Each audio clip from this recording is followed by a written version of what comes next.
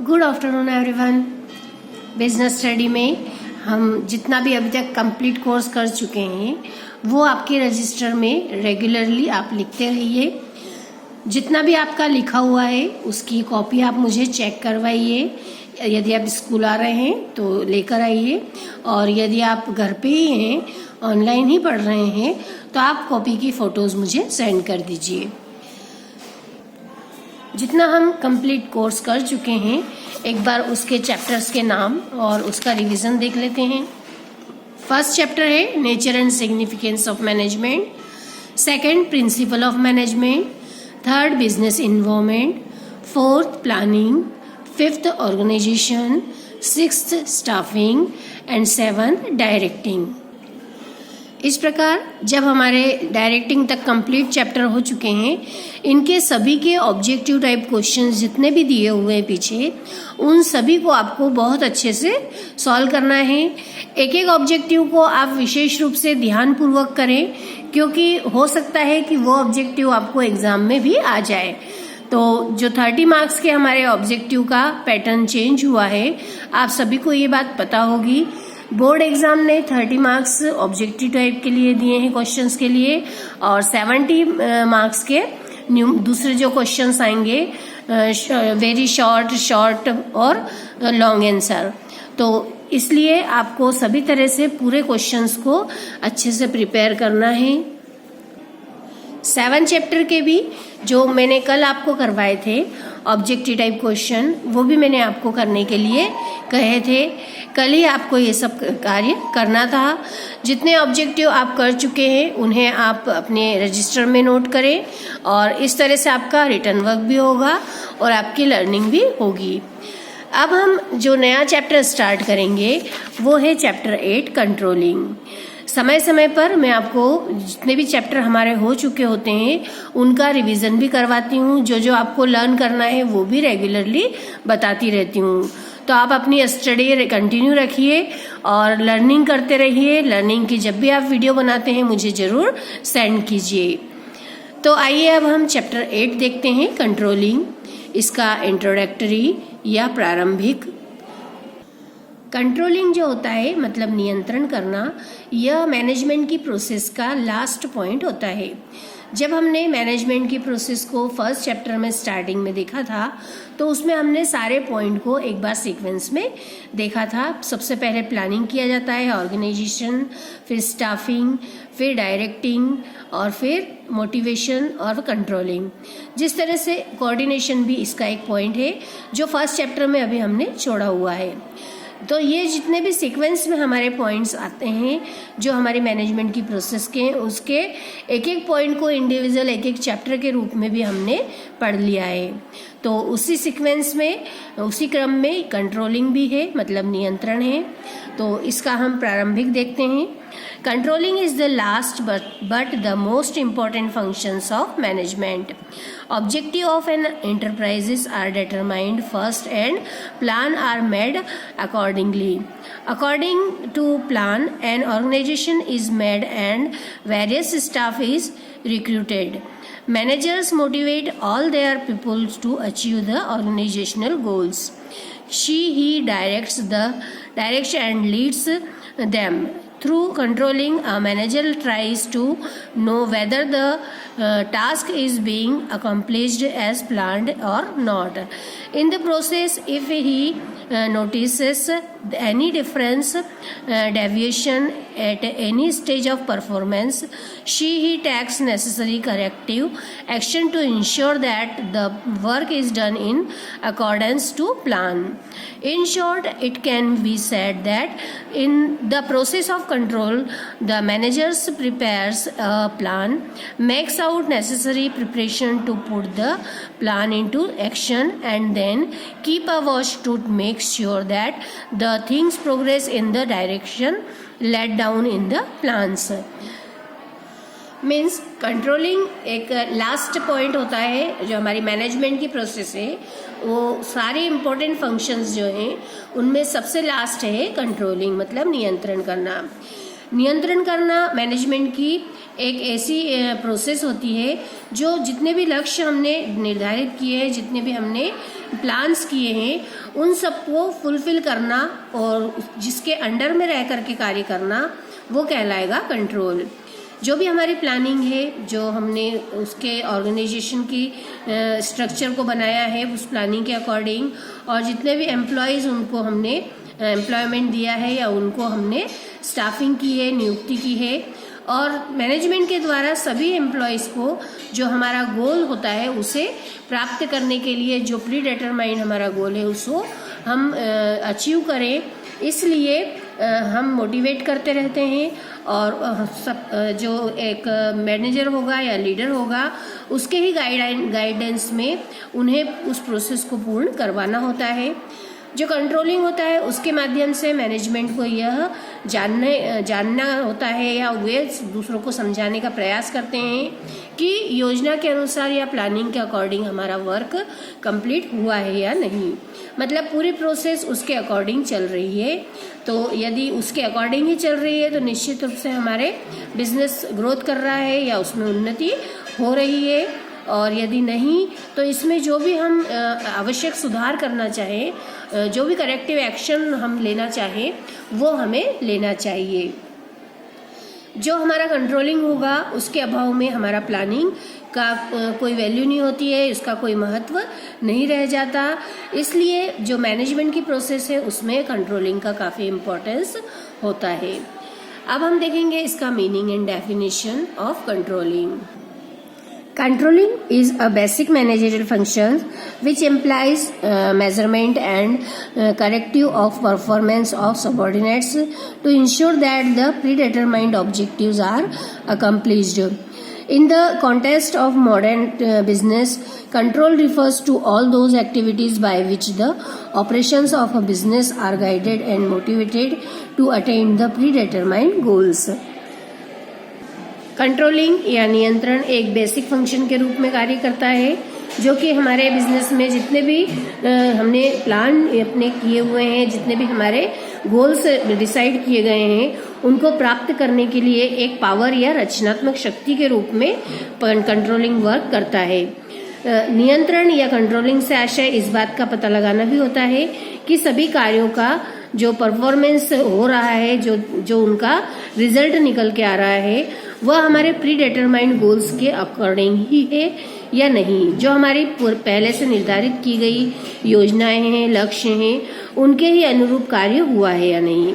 इसका उद्देश्य कार्य की जितनी भी त्रुटियां होती है, जितनी भी इसमें बीच में कोई गलतियां होती है या किसी प्रकार की कोई परेशानियां होती है उनको दूर करके और उन विचलनों को हम आगे के लिए भी सेफ रखें कि आगे भी इस तरह की कोई परेशानी न हो, और इसके कारणों का पहले पता लगाएं और जो भी उत्तरदायी हैं उसके लिए जो भी रिस्पॉन्सिबल पर्सन्स हैं उनका पता लगाना और उसको दूर करने का प्रयास करना, ताकि हम टाइमली उसमें सुधार कर सके और फ्यूचर में इसकी हमें फिर से रिपीटेशन न हो और हमारा वर्क अच्छा स्मूथली चलता रहे। तो इसीलिए कंट्रोलिंग आवश्यक होता है बिजनेस में। नियंत्रण या कंट्रोलिंग एक ऐसा मैनेजरियल फंक्शन होता है जो निर्धारित पॉलिसीज, जो हमारी प्री डिटरमाइंड पॉलिसीज है, जो नीतियां हैं और जितनी भी हमारे प्लान्स हैं उनके हम क्रियान्वयन के लिए मतलब उन्हें प्रैक्टिकली कंटिन्यू कार्य करवा सकें, कंटिन्यू उनका फॉलोअप ले सकें और इसका सतत अनुगमन हम करते रहें। मतलब उसका हम पूरी तरह से वॉच करते रहें कि हमारा कौन सा कार्य टाइमली हुआ है या नहीं, यदि नहीं हुआ है तो उसमें किस तरह की प्रॉब्लम आई है और उस प्रॉब्लम को दूर करके और भविष्य में किसी भी तरह की इसी तरह की कोई समस्या फिर से उत्पन्न न हो। तो ये होगा मीनिंग। अब आएगी some definitions of control given by leading experts are given below. According to Philip Kotler, control is the process of taking steps to bring actual result and desired result closer together. According to Dale Hanning, control is the process of bringing about conformity of performance with planned action. According to E.F.L. Beach, control is the process of checking actual performance against the agreed standard or plan with a view to ensuring adequate progress or satisfactory performance. According to Kunz and O'Donnell, controlling is the measurement of corrective of the performance of the subordinates to make sure that the enterprise objectives and plans devised to attain them are being accomplished. In the words of Henry Fayol, control consists of verifying whether everything occurs in conformity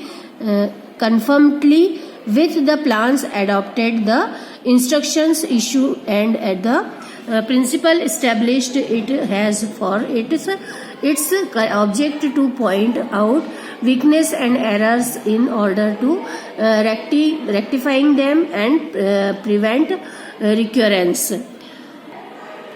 In the words of Mary Cushing Nice, control has been defined as an aspect and projection of planning, whereas planning sets the course and initiated to return to the chosen course or to an approximately changed one.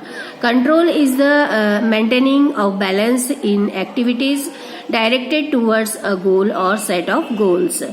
Sixth, in the words of Hodge and Johnson, controlling may be defined as decision making and command of work that relates to the prevention, correction, and minimization of deviations from the performance level specified in the mission and plans. Next, according to Billy E. Gooch, management control seeks to compel events to conform to plan. According to J.L. Pires, control is that force which guides it to a predetermined objectives by means of predetermined policies and decisions. In a summarized form, we can say that managerial functions of control implies measurement and correction of the performance of subordinates in order to make sure that enterprise objectives and the plan devised to attain them and accomplished. On the basis of analysis of above stated definition, we can conclude that controlling helps to know what work is to be done. Second, to ensure that the performance is in accordance with the predetermined plan or targets. It is necessary to know the actual level of performance. Third, to find out deviation from the planned, scheduled, and targets. Fourth, to analyze deviation for knowing causes thereof. Fifth, to consider and take whatever corrective measures are necessary. इस प्रकार जितनी भी हमने यहाँ definitions देखी है, उन सभी डेफिनेशन को हम समझेंगे. सबसे पहले फिलिप कोटलर के अकॉर्डिंग, फिलिप कोटलर का कहना भी यही है कि नियंत्रण जो होता है वो वास्तविक जितने भी हमारे इच्छित परिणाम हैं, जो हमने सोचे हुए हैं, जिसकी हम इच्छा रखते हैं, और वास्तविक परिणाम जो है, जो एक्चुअल है, उनको हम एक साथ देखें, दोनों को आपस में मिला करके देखें, और जो भी उसके लिए कदम उठाए जाने चाहिए उन कदमों को उठा करके और इस प्रक्रिया को हम पूर्ण करवाएं. डेल हैंगिंग के अकॉर्डिंग कंट्रोलिंग जो होती है वो एक ऐसी प्रोसेस होती है जिसके द्वारा जितने भी हमारे फंक्शंस हैं उनको हम योजना के अनुसार ही कंप्लीट करते हैं, या जो हमारा प्लान है उसके अकॉर्डिंग ही हम उसको प्रोसेस को पूर्ण करवाते हैं. थर्ड है EFL ब्रिज के अकॉर्डिंग. इनके अनुसार पर्याप्त जितनी हमारी प्रगति होती है या जो सेटिस्फैक्ट्री वर्क होता है उसको निश्चित करने के लिए वास्तव में वर्तमान में कितना हमारा योजनाओं के अनुसार कार्य हुआ है और निर्धारित जो हमारे प्रमाप थे या स्टैंडर्ड हमने बनाया था उससे उसका मिलान करना ही कंट्रोलिंग होगा. नेक्स्ट कुंज ओडोनेल के अकॉर्डिंग कंट्रोलिंग एक ऐसी प्रोसेस होती है जिसे कि हम करेक्ट एक्शन में देखें, मतलब जो परफॉर्मेंस हुआ है उसको सबऑर्डिनेट्स ने किस तरह से पूर्ण किया है, वो एंटरप्राइजेस के ऑब्जेक्टिव्स के अकॉर्डिंग है या नहीं, इसको देख करके और उसका फिर हम जो भी उसमें डेविएशंस थे, कोई परेशानियां थी, तो उनको दूर करने के लिए हमें उसके लिए प्रयास करना चाहिए। हेनरी फेयोल के अकॉर्डिंग, हेनरी फेयोल का भी कहना यही है कि नियंत्रण का जो हमारा मीनिंग होगा वह ये चेक करना होता है कि जो भी हमारी ऑर्गेनाइजेशन है उसमें जो हमारे फंक्शंस हैं उनको अपनाई गई जो योजनाएं हैं, जो हमारा प्लान्स हैं, जो हमारे डायरेक्शंस दिए गए थे और जो हमने डिसाइड किए थे रूल्स या जो भी हमारे एम थे, उसके अनुसार पूरा कार्य हुआ है या नहीं।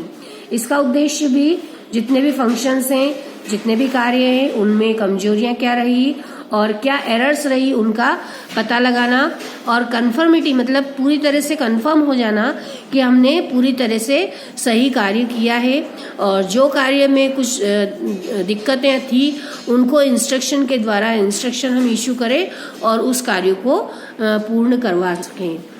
इसके बाद होज एंड जॉनसन के अकॉर्डिंग भी नियंत्रण का अर्थ यह निर्धारित करना होगा कि क्या कार्य किया जा रहा है, कितना निष्पादन और उसका मूल्यांकन करना, यदि आवश्यक हो तो उसके लिए हम करेक्टिव स्टेप्स उठाएं या सुधारात्मक कदम उठाएं जिससे कि निष्पादन जो हमारा हुआ है वो योजनाओं के अनुसार हो सके। मैरी कुशिंग नाइन्स के अनुसार किसी भी निश्चित लक्ष्य या लक्ष्यों को जब हम समूह की ओर से प्राप्त करते हैं तो उनमें विभिन्न क्रियाओं में संतुलन बनाए रखना काफी जरूरी होता है जिससे कि नियंत्रण की स्थापना की जा सकती है। बिली ई वुड्स के अनुसार जो मैनेजमेंट का कंट्रोलिंग होता है उसका अर्थ ही होगा कि जितनी भी घटनाएं हुई हैं वो योजनाओं के अनुसार हुई है या नहीं यह देखें।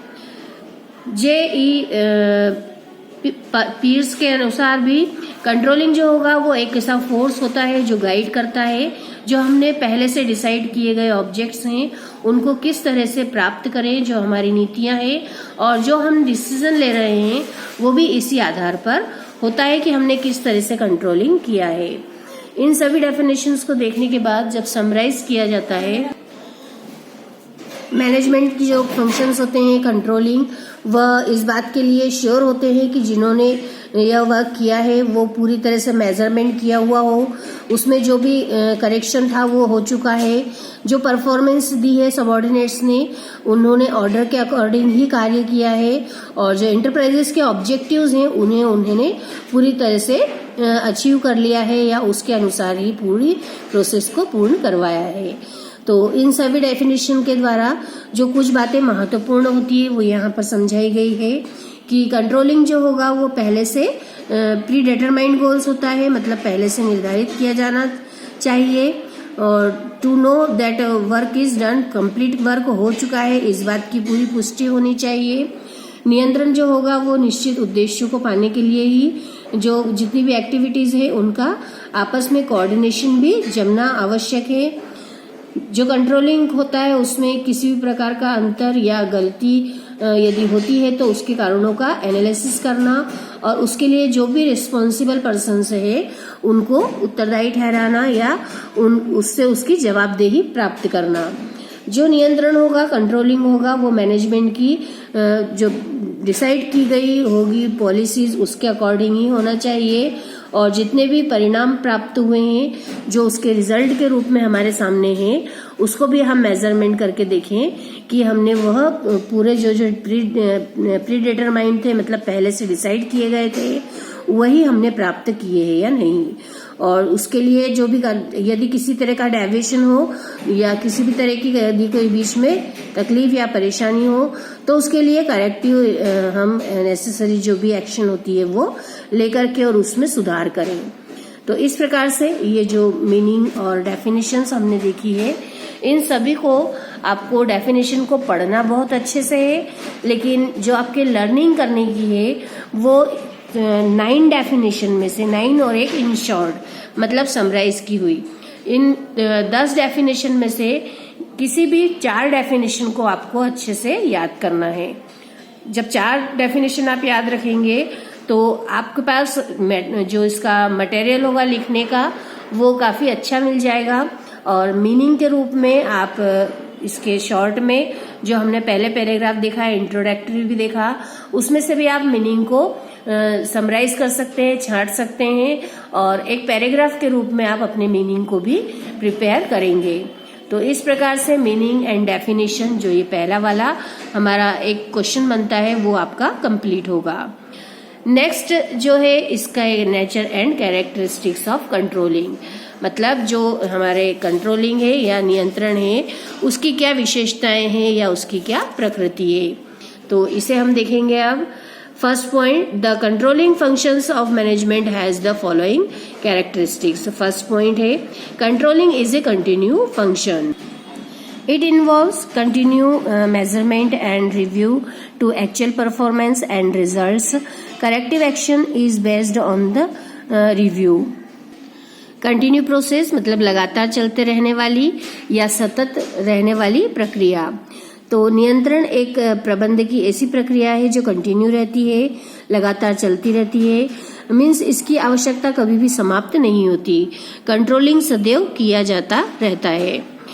Next, controlling is looking back. Control is the analysis of part activities. Thus, controlling is looking back.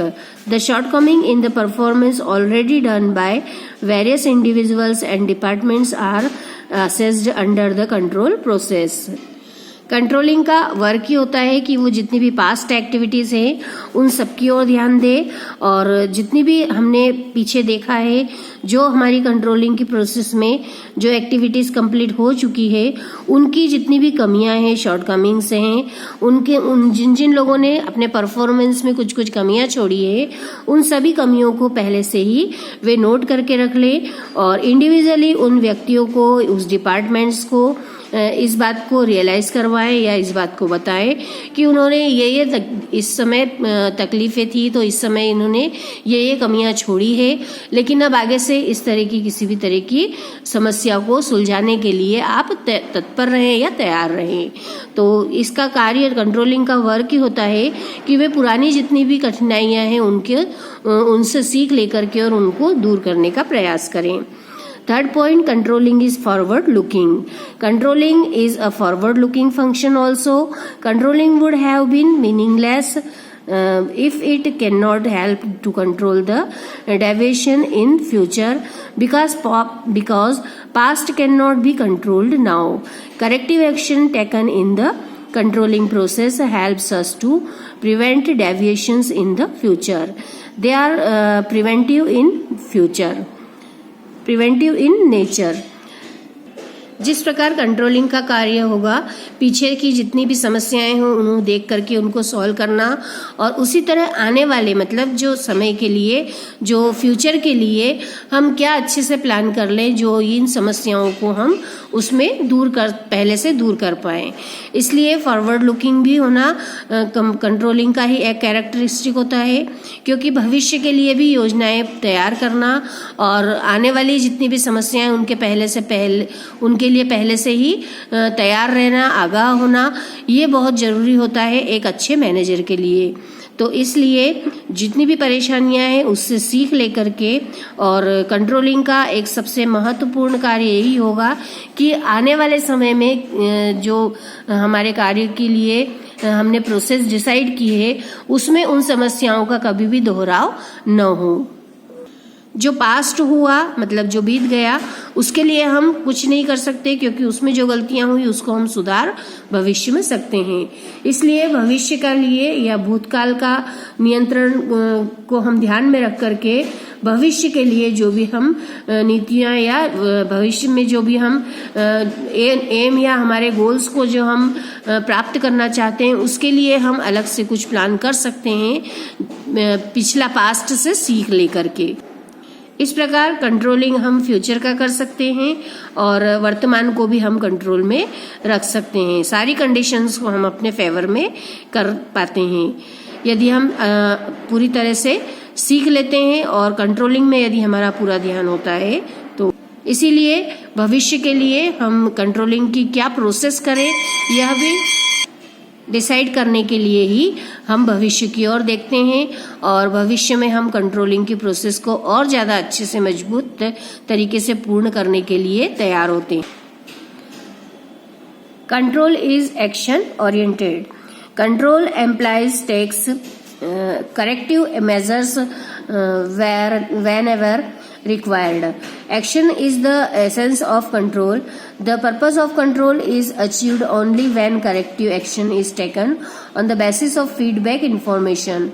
If control does not lead to any action, then a manager cannot ensure actual performance as per standard. जो हमने मानक निर्धारित किए हैं, जो हमने standard बनाए हैं, उसके अकॉर्डिंग ही हमारी प्रोसेस को मैनेजर के द्वारा पूर्ण करवाया जाता है और एक्चुअल परफॉर्मेंस उसके अकॉर्डिंग हुआ है या नहीं, यह देखना एक कंट्रोलिंग का सबसे महत्वपूर्ण कार्य होगा। इसलिए कंट्रोलिंग को एक्शन ओरिएंटेड कहा जाता है कि जो भी सही मेजर्स हैं, जो हमारे लिए आवश्यक हैं, जो हमारे लिए रिक्वायरमेंट है, उस रिक्वायरमेंट को पूरा करना एक्शन के ओरिएंटेड होना ही कहलाएगा। इसलिए कंट्रोलिंग के द्वारा ही हम करेक्टिव एक्शन लेकर के और जो भी सूचनाएं हैं, उन सूचनाओं के द्वारा हम कंट्रोलिंग की प्रोसेस को पूर्ण करवा लेते। Next point, controlling is pervasive function. Control is exercised at all level of management from top to bottom. Through its nature and extent may differ according to the level of management. सभी स्तरों पर जितने भी level के होते हैं, management के 3 levels हैं, उन सभी स्तरों पर, उन सभी लेवल्स पर मैनेजमेंट की आवश्यकता को महसूस किया गया। सभी और कंट्रोलिंग आवश्यक होता है। कंट्रोलिंग के अभाव में या कंट्रोलिंग ठीक से न करने के कारण जितनी भी हमारी योजनाएं हैं, उन सभी योजनाओं में और ऑर्गेनाइजेशन में या डायरेक्शन में सारे रिजल्ट बहुत अच्छे नहीं मिल पाएंगे यदि हमने कंट्रोलिंग व्यवस्थित नहीं किया हो तो। इसलिए कंट्रोलिंग यदि अच्छा होगा तो उससे हमारी प्लान, ऑर्गेनाइजेशन और डायरेक्शन के जो हमारे एम हैं वह कंप्लीट या पूर्ण हो। Control is related to result. Control is related to result because we assess progress on the basis of results and take corrective action after finding out the deviation. जो भी हम रिजल्ट चाहते हैं वो रिजल्ट पूर्ण हुआ या हमने जो डिसाइड किया था वो हम प्राप्त कर पाए, इसका संबंध ही कंट्रोलिंग से होगा। जितना भी हमने सक्सेस प्राप्त की है, बिजनेस के हमारे जो उद्देश्य को प्राप्त किया है, उसके पीछे कंट्रोलिंग की सक्सेस का ही महत्वपूर्ण स्थान होता है। इसलिए कंट्रोल को उससे संबंध बताया जाता है कि जो रिजल्ट होता है जो हमने प्राप्त किया है उसका कंट्रोलिंग से बहुत गहरा संबंध होगा। Control has both positive and negative approach. Positive approach of control aims at making an effective use of all the available resources in the enterprises, while the negative approach aims at preventing the misuse of the resources. Controlling जो होता है उसके दोनों ही प्रभाव होते हैं, positive और negative दोनों ही। पॉजिटिव कंट्रोलिंग यदि हमने उसके रिजल्ट प्राप्त करने हैं तो हम बहुत ही इफेक्टिव तरीके से कार्य करेंगे। जितने भी अवेलेबल रिसोर्सेस हैं उनको सही यूज करवाएंगे तो वो उसका इफेक्ट जो होगा वो निश्चित रूप से पॉजिटिव रहेगा। और यदि कंट्रोलिंग में हमने थोड़ी सी कोताही बरत ली या फिर हमने किसी तरह का ढील छोड़ दी तो वही कंट्रोलिंग जो होगी वो अप्रोचेस में जो नेगेटिव अप्रोचेस है वो प्राप्त कर लेती है। और जो हम बहुत ज्यादा किसी के प्रति ऐसे कार्य करने के लिए धमकाते हैं या बहुत ज्यादा स्ट्रिक्ट होकर के कार्य करवाते हैं तो उसका भी नेगेटिव इफेक्ट पड़ता है। इसलिए हमें कंट्रोलिंग बिल्कुल लेवल में या एक बिल्कुल सामान्य तरीके से किया जाना चाहिए। यदि हमने पॉजिटिवली उसके इफेक्ट चाहते हैं या चाहे हैं तो उसके लिए हमें हमारी कंट्रोलिंग की पावर को या हमारी कंट्रोलिंग की प्रोसेस को भी काफी इफेक्टिव बनाना होगा, जिससे कि कंट्रोलिंग हम यदि अच्छे से कर पाए तो उसके पॉजिटिव हम रिजल्ट भी प्राप्त कर पाएंगे। Next, close relationship with plan. Control is closely related to planning. Control actual plans beings with planning. that is the determination of objectives and policies. The objectives are referred to as standards against which actual performance is checked and appraised. जो हमारे business के AIIMS होते हैं या उद्देश्य होते हैं, उसके अनुसार जो हमने स्टैंडर्ड उसके डिसाइड किए हैं, उन स्टैंडर्ड के अनुसार ही हमारी एक्चुअल परफॉर्मेंस को हम चेक करते हैं और उसी के अनुसार हम निष्कर्ष निकालते हैं या निर्णय देते हैं, अप्रेज्ड करते हैं, ताकि हम हमारे जो ऑब्जेक्टिव्स थे, जो हमारी पॉलिसीज थी, उसके अकॉर्डिंग हमने कंट्रोलिंग की प्रोसेस को भी पूर्ण किया है। इसलिए जो हमारा प्लान था उससे रिलेशनशिप बहुत ही क्लोज होती है। कंट्रोलिंग का जो संबंध होता है वो बहुत ही क्लोज होता है प्लानिंग के, क्योंकि प्लान यदि हमने अच्छे से किया है और प्लानिंग के अकॉर्डिंग ही यदि हमारा कंट्रोलिंग है तो उसके परिणाम काफी सकारात्मक होते हैं और उसका बिजनेस को काफी लाभ भी प्राप्त होता है। Next, control is both the beginning and the end of the process of management. To have control, standards are necessary, which are laid down in planning. In this way, the beginning of managerial process, which is in the form of planning, is also the first step of controlling process. On the other hand, seeing if the standard already determined have been achieved or not, comes under controlling, which is the last step of managerial process. जिस तरह से सबसे पहले starting में हम controlling के द्वारा ही start करते हैं कि हमने जो भी प्लान किया है, प्लानिंग के अकॉर्डिंग ही हमें पूरी प्रोसेस को भी करवाना होता है।